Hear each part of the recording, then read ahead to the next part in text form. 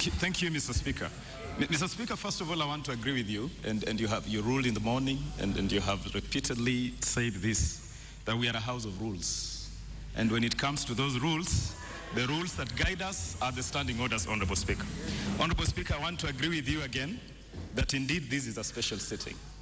And a special sitting is guided by the business as specified in the Gazette notice. Honorable Speaker, allow me, and that Gazette notice is issued in accordance with Standing Order 29. But allow me, Honorable Speaker, to read Section 5 of that Standing Order 29. Whenever the House meets for a special sitting under Paragraph 1, the Speaker shall specify the business to be transacted on the day or days appointed, and the business so specified shall be the only business before the House during the special sitting, following which the House shall stand adjourned until the day appointed in the parliamentary calendar. Honorable Speaker, allow me to make just 2 points. Point number 1 is that yes, whenever we meet, the business is as specified by yourself in the special Gazette notice. Honorable Speaker, in that respect, we have an order paper that was issued in the morning that is specified the business as appears in the Gazette notice. But Honorable Speaker, we also have a supplementary order paper.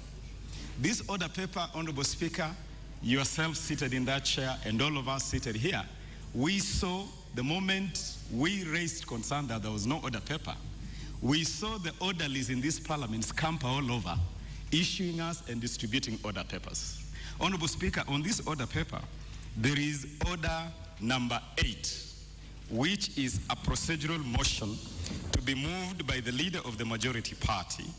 That motion is that pursuant to provisions of Standing Order 33A, this House resolves to extend its sitting time today until conclusion of business appearing in today's order paper. My first point, Honorable Speaker, is whether that procedural motion number 8 is business specified in the Gazette notice.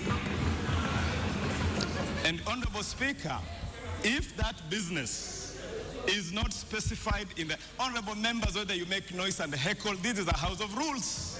And we have to follow the rules of the House. Honorable Speaker, let him finish. Honorable Speaker, whether this order paper was discussed by the House Business Committee or not, the presence of order number 8 is on the order paper, and procedurally it is a nullity and cannot be on this order paper. Secondly and finally, Honorable Speaker, is that even in the case, and Honorable Speaker, this is not the first sitting that this House has held. We have held special sittings before.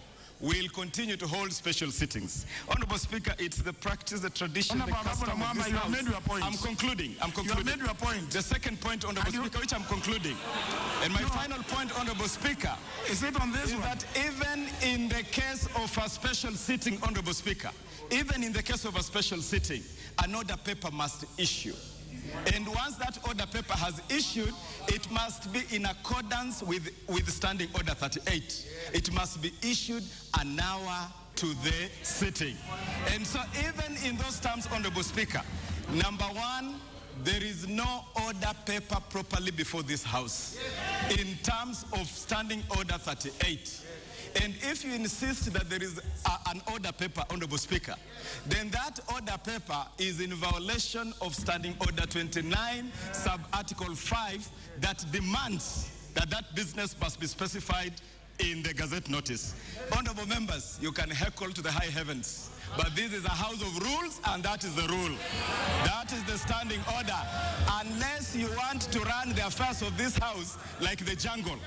Parliament is not a jungle. You are beating up people, you have beat up senators, you are assaulting our bodyguards. Honorable Millie Odhiambo's bodyguard has been assaulted outside this House. You are behaving in a manner, Honorable Speaker, that is lowering the dignity of this House. We must follow the standing orders of this House.